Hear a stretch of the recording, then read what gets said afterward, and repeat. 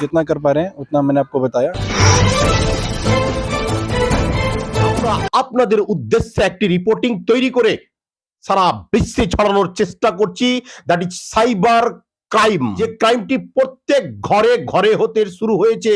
যদি আপনাকে অনলাইন ফ্রডকারী প্রতারকরা লুটে নিয়ে থাকে, তো দর্শক মণ্ডলী তখন আপনারা কি করবেন তার সমাধান নিয়ে এই মুহূর্তে আমি উপস্থিত হয়েছি আপনাদের কাছে। তো চলুন আগে প্রথমত আমি ঘটনাগুলি আপনাদের কাছে তুলে ধরছি।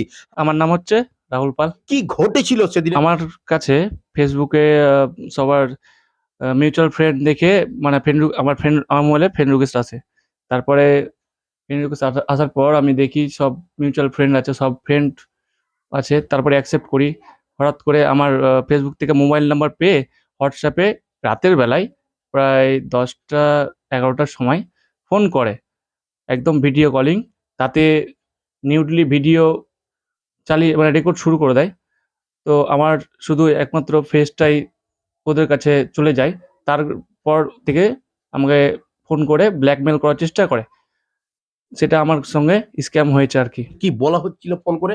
ফোন করে বলছিল যে আনুমানিক আমাকে 2500 টাকা পাঠাও, না হলে আমি সবার কাছে আমার যে ভিডিও আমার ফেসটা নিয়ে আবার একটা ভিডিও বানিয়েছিল, সেটাও আবার আমাকে দেখিয়েছে। বলেছে এই ভিডিওটা তোমার সব ফ্রেন্ডদেরকে, তোমার যা ফেসবুকে যতগুলো ফ্রেন্ড আছে সবাইকে দেখাবো, প্লাস শেয়ার করব।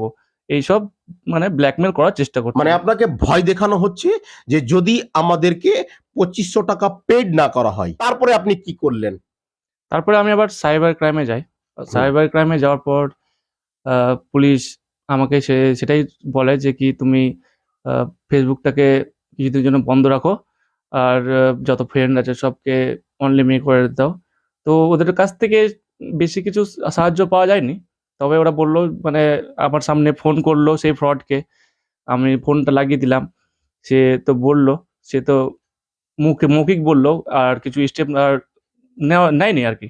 ব্ল্যাকমেল থেকে বাঁচার জন্য খবরের নিউজকে সারা ভারতবর্ষের লোককে বলবো আপনারা শেয়ার করে আমাদের যে সাইবার ক্রাইম জনিত যেসব কারণ ব্যবস্থা রয়েছে তাদের কাছে পৌঁছে দিতে। কেউ অশ্লীল ভিডিও দৃশ্যের মাধ্যমে ব্ল্যাকমেল করা হচ্ছে, আবার কেউ প্রতারিত হচ্ছে।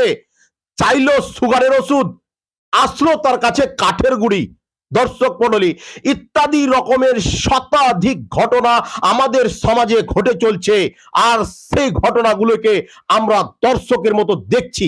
এইভাবে যদি সমাজকে লুটতেই থাকে তাহলে আমরা তো সর্বস্ব হয়ে পড়বো। তো চলুন এবার আমাদের কানুন ব্যবস্থা, আমাদের প্রশাসনিক আধিকারিকগণ সাইবার ক্রাইম জনিত ব্যাপারে তিনারা কি পদক্ষেপ নিচ্ছেন। শুধু একদিকে থাকে না, দুই দিকে থাকে। ওরা আপনাকে নিজে লিঙ্ক দেয়, আপনি নিজে লিঙ্কে নিজে ক্লিক করেন, তারপর আপনি নিজে অ্যাক্সেস করেন। ওখান থেকে একটা ভিডিও কল আসবে, আপনি অ্যাকসেপ্ট করবেন। ওখানে একটা হয়তো মতলব একটু অশ্লীল ছবি থাকবে, আপনার স্ক্রিনশট নিয়ে ওরা আপনাকে ব্ল্যাকমেল করবে পড়ে। আপনার মতলব গ্রিড কি আপনার লালচ নিয়ে ওরা ইউজ করে আপনাকে মতলব লিঙ্ক দিচ্ছে। আপনাকে ওটাই জন্য অ্যাওয়্যার থাকতে হবে কি এসব মতলব আপনাকে কেউ মতলব মুনাফা করবে না, প্রফিট করবে না। আপনার ক্ষতি করতে এসেছে, আপনার ক্ষতি করতেই মতলব করেই যাবে। আপনাকে অ্যাওয়্যার থাকতে হবে। আর যদি কিছু আপনার সঙ্গে কিছু ফ্রড হয়, আপনাকে 1930 কল করে আপনাকে কমপ্লেন রেজিস্টার করতে হবে। जितना कर पा रहे हैं उतना मैंने आपको बताया। আইপিএস সম্ভব জৈন তিনি কিন্তু তুলে ধরলেন যে কিভাবে আমাদের সমাজকে বাঁচানো যায় এই সাইবার ক্রাইমের বিভিন্ন চক্র থেকে। তো তিনি সরাসরি বললেন যদি আপনারা কখনো কোনো রকম ভাবে এরকম ধরনের কেসে ফেসে যান, তো তাহলে তিনি বললেন সরাসরি আইনি সহযোগিতা কিন্তু বজায় রয়েছে।